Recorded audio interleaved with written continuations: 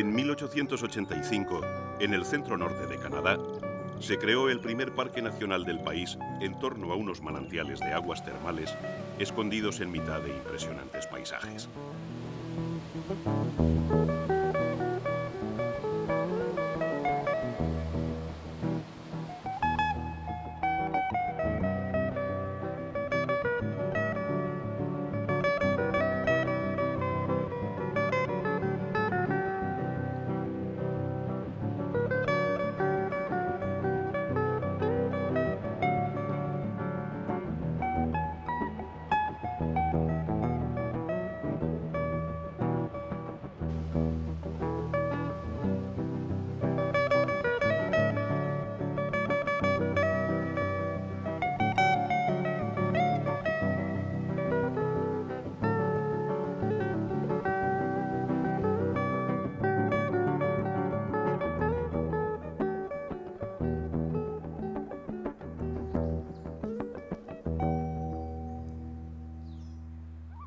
Aquel minúsculo parque de apenas 26 kilómetros cuadrados iba a ser el embrión de uno de los parques nacionales más grandes del mundo, destinado a conservar la flora y fauna del bosque boreal americano y de forma especial al bisonte de bosque, una subespecie generalmente desconocida que dio sentido y nombre a la nueva reserva. El Parque Nacional Butte Buffalo ocupa una extensión de 44.900 kilómetros cuadrados, casi una vez y media la superficie de Bélgica. Es una representación intacta del paisaje canadiense dominante, el bosque boreal, que se extiende desde Alaska hasta Terranova y ocupa casi el 80% de la superficie forestal de Canadá. Píceas, abetos, abedules y alerces dan cobijo a una variada fauna adaptada a las durezas del clima septentrional.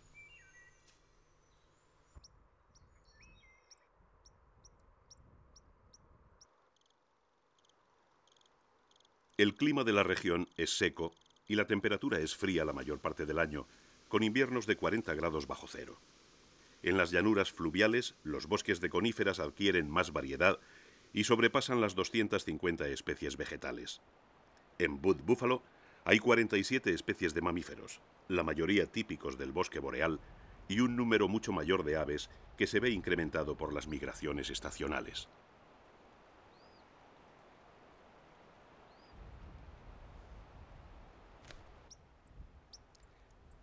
Las pocas lluvias anuales hacen que los cursos de agua adquieran un papel muy relevante. Los ríos Peace y Athabasca riegan el área del parque y forman un delta interior donde se congrega la fauna. Pero además, los bosques de Butte Buffalo están salpicados de cursos menores de agua y de tranquilas lagunas de inundación anual.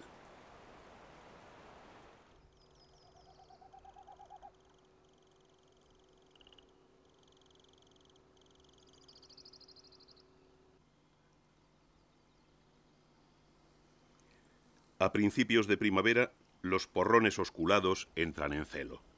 El macho, de colores más vivos y llamativos que la hembra, pone todo su empeño en los extraños movimientos que componen el cortejo para atraer a su pareja y poder aparearse.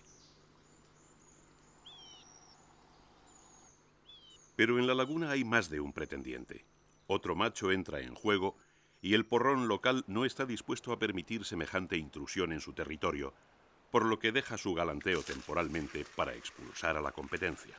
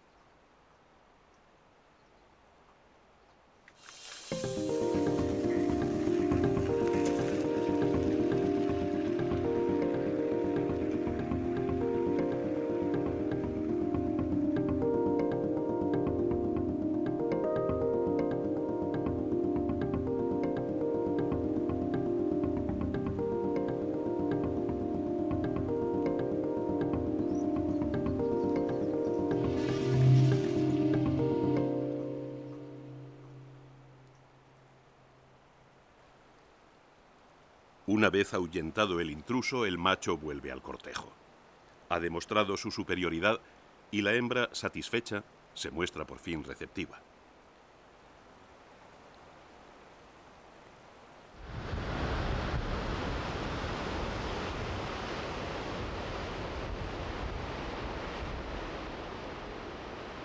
Butte Buffalo contiene una de las zonas de formaciones kársticas más extensas del mundo. El agua talla el paisaje formando túneles y cavernas cuando los ríos son subterráneos, o cubetas y valles hundidos cuando corren en superficie.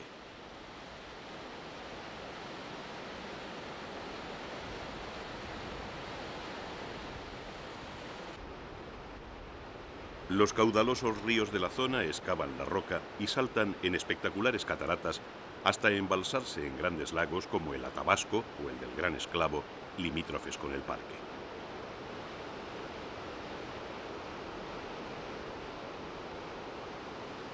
Los cursos de agua son muy violentos en primavera porque reciben las aguas del deshielo y multiplican su caudal en pocos días. Pero aún así, las turbulentas aguas guardan importantes bandos de peces que atraen a los pelícanos blancos, los mejores pescadores de Butte Buffalo.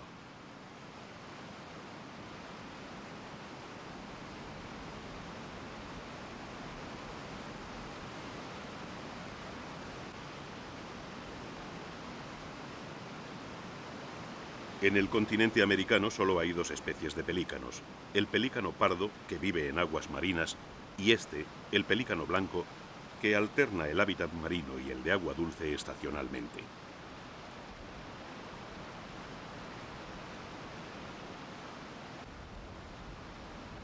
El pelícano blanco pasa los inviernos en lugares meridionales más cálidos, como las costas de Florida, el Golfo de México y Baja California, mientras que en verano se traslada a las zonas de cría en áreas lacustres del centro de Canadá y a algunos puntos de las montañas rocosas. Los rápidos del río Esclavo son su área de nidificación más septentrional. En esta época, durante el cortejo y la puesta, el aspecto de los pelícanos blancos cambia apreciablemente. Los adultos presentan entonces un mechón de plumas a modo de cresta, y en la parte superior del pico se les forman unas excrescencias fibrosas, de forma triangular, que se caen tras la puesta de los huevos y parecen tener una función defensiva. Se ha comprobado que durante las luchas del celo, los picotazos van dirigidos generalmente a estas protuberancias en vez de a otras partes más vulnerables y peligrosas.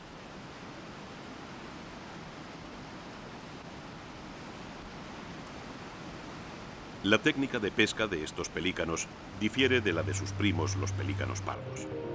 Mientras los segundos realizan picados para capturar a sus presas, los pelícanos blancos actúan conjuntamente agrupando los peces entre ellos para después, todos a una, meter sus cabezas bajo el agua y capturarlos con sus bolsas en una especie de hermoso ballet acuático.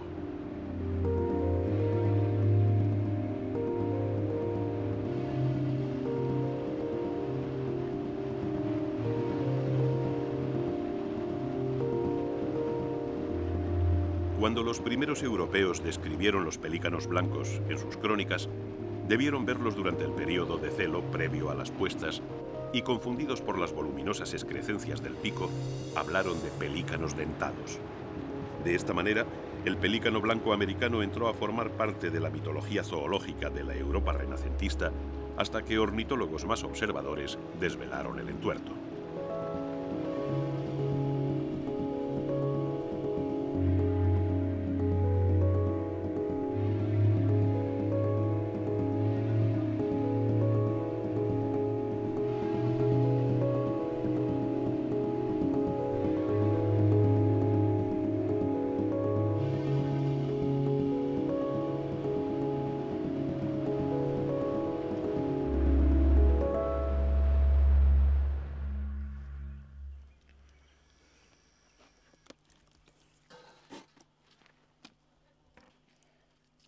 Los pelícanos no son los únicos que aprovechan los peces en Butte Buffalo. Los indios de la región tienen permiso para cazar y pescar dentro del área protegida, salvo los animales amenazados.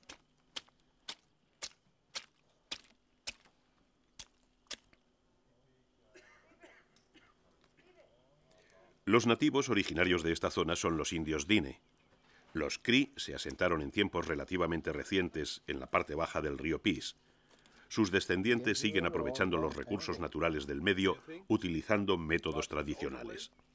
La estación cálida pasa muy deprisa y hay que aprovecharla para almacenar alimentos en previsión del larguísimo invierno septentrional, cuando los ríos se hielan y la caza se hace casi imposible.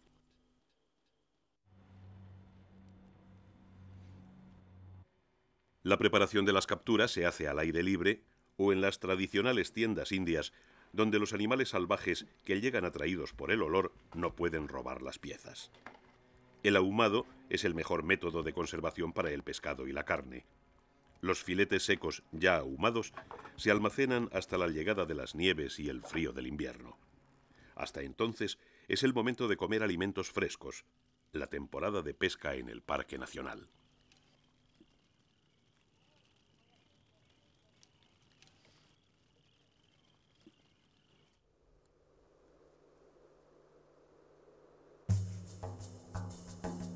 En el extremo nororiental del parque, en las inmediaciones del río Esclavo, la sal cubre una llanura de 250 kilómetros cuadrados. Hace 400 millones de años, un océano prehistórico cubría la zona. Cuando este mar se desecó, su sal quedó depositada en la tierra y los manantiales que riegan la llanura la sacaron a la superficie. En el exterior el agua se evapora y la sal queda cubriendo las planicies como un manto de nieve. Desde tiempos inmemoriales, estas salinas fueron utilizadas por los indígenas y posteriormente por los comerciantes europeos. Hoy solo los animales del parque llegan hasta su costra blanca en busca de las sales.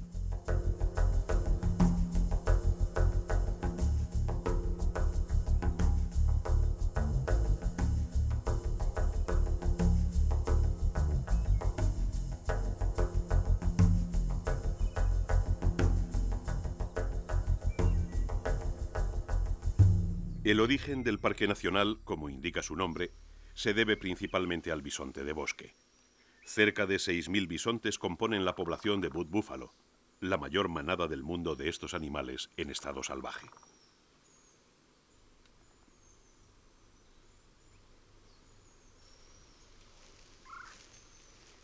El origen del bisonte se sitúa en Eurasia, donde era cazado por el hombre paleolítico. En tiempos prehistóricos, durante el último avance de los hielos glaciares, este bisonte ya desaparecido cruzó desde el norte de Siberia hasta Alaska por el hielo que cubría el estrecho de Bering. Con la retirada de los hielos, los bisontes se extendieron hasta el este de las montañas rocosas y descendieron hasta las grandes planicies del norte de México. Algunos bisontes, sin embargo, permanecieron al abrigo de los bosques del norte y al ocupar hábitats distintos acabaron por diferenciarse dos subespecies, la de pradera, los bisontes que todos conocemos por los relatos del lejano oeste, y estos, los de bosque, más escasos y desconocidos. El declive de los bisontes de bosque no se debió a su caza, como le sucedió a su pariente de las praderas.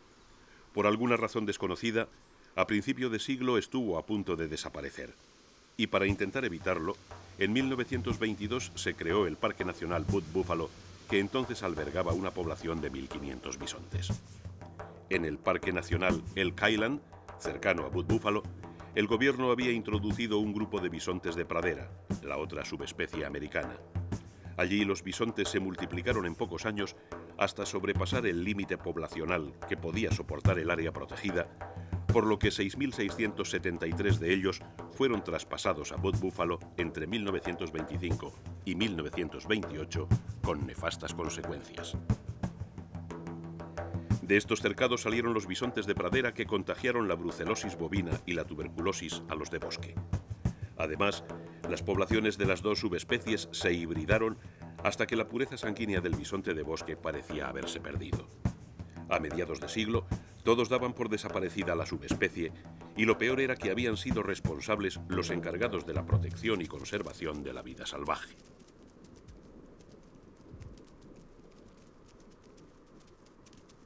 Por suerte, en 1958 se descubrió en un rincón remoto del parque una pequeña manada de bisontes de bosque que se había mantenido aislada de los bisontes de pradera. Inmediatamente se tomaron medidas para evitar el bastardeo y se mandaron animales a distintos santuarios para minimizar riesgos. Aquel reducido grupo había salvado de la extinción al bisonte de bosque.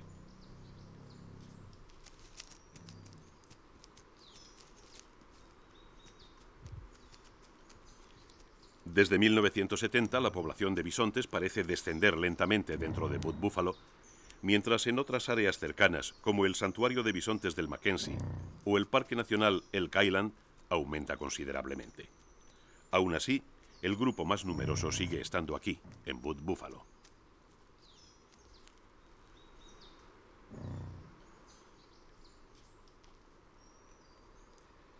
Dentro del parque, los bisontes solo tienen a los lobos como depredadores y es gracias a ellos por lo que la población de bisontes goza de buena salud. Pero el movimiento de las grandes manadas afecta a un sinfín de otras especies menores que comparten con ellas las praderas.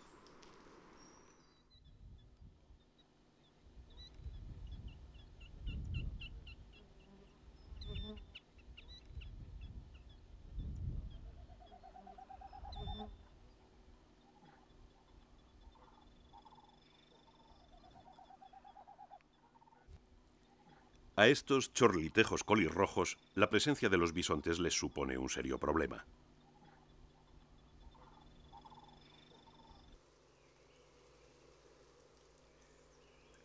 Los chorlitejos hacen su nido en el suelo y sus huevos están perfectamente mimetizados con el entorno para evitar que los cuervos o los zorros se los coman. Cuando los padres detectan la presencia de algún potencial enemigo, salen ruidosamente del área del nido y fingen tener un ala rota, de forma que si es un carnívoro el que se acerca, creerá estar ante un ave indefensa y saldrá en su persecución, alejándose del nido y los huevos.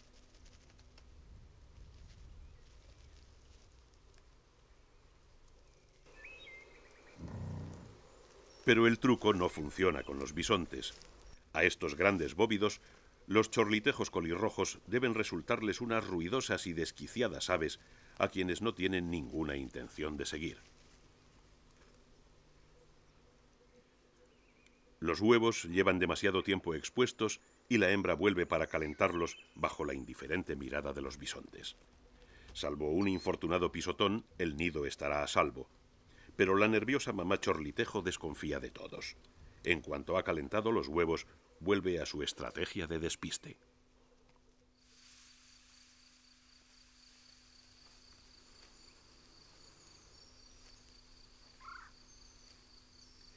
La llegada de la primavera es una época de cambios en Butte Buffalo. Los pastos reverdecen y las aves migratorias, como estas grullas canadienses, vuelven aquí para criar y permanecen hasta la vuelta del frío.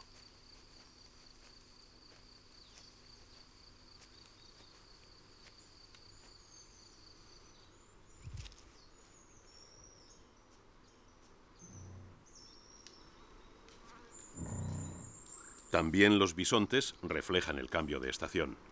Su pelo espeso y cerrado, que les ha permitido soportar el durísimo invierno del bosque boreal, se desprende para dejar paso a un pelo más corto y fresco.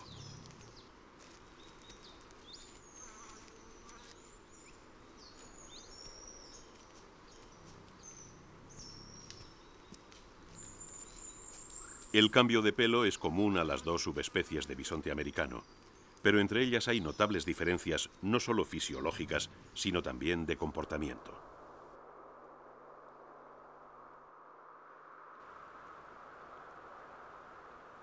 Los bisontes de pradera, en esta ocasión una manada de Montana, realizan migraciones estacionales en dirección norte-sur, mientras que los de bosque tan solo tienen pequeños movimientos locales. Además, los de pradera se mueven en manadas gigantescas, mientras que los de bosque lo hacen en grupos reducidos.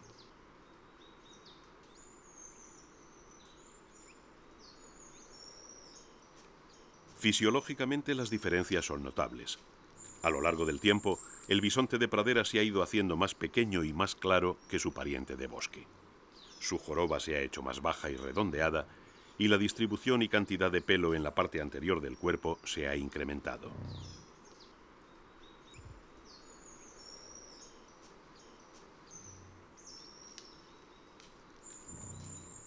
A pesar de tantas diferencias, es difícil distinguirlos si uno no está acostumbrado, porque las dos subespecies nunca están juntas, lo que imposibilita la comparación directa.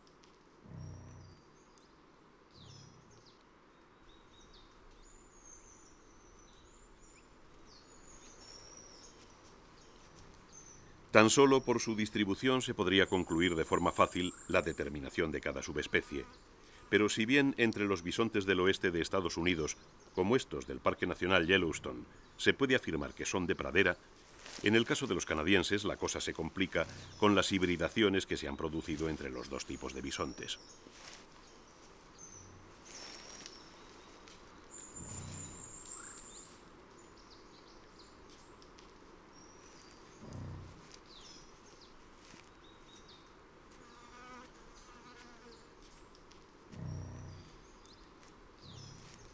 Comparando los esqueletos de bisontes como este, el bisonte de pradera, con otros como los de estos, bisontes de bosque, y con esqueletos fósiles de los antiguos bisontes que cruzaron Beringia desde Siberia, los científicos han comprobado que en muchos aspectos el bisonte de bosque es un paso intermedio entre la especie prehistórica ya desaparecida y el bisonte de pradera.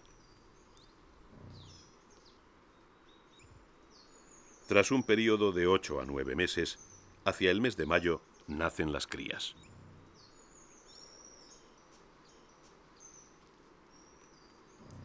El cuello de botella genético que tuvo que pasar la población de bisontes cuando la subespecie estuvo a punto de desaparecer ha disminuido su viabilidad genética. Aún así, los becerros, de color pajizo, adquieren fuerzas rápidamente desde el momento en que vienen al mundo. Media hora después del parto, el becerro empieza a mamar. Al cabo de unas horas camina con firmeza y en un par de días sigue a su madre hasta reunirse con la manada.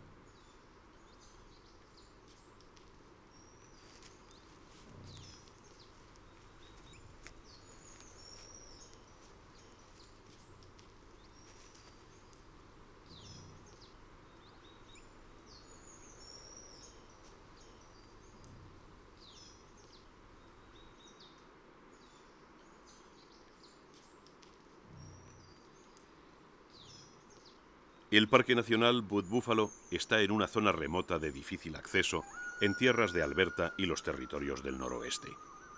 Pocos visitantes llegan a penetrar sus gigantescas fronteras para maravillarse con la naturaleza salvaje que encierra. Y el bisonte de bosque, una reliquia de tiempos pasados, sigue siendo para la mayoría un absoluto desconocido.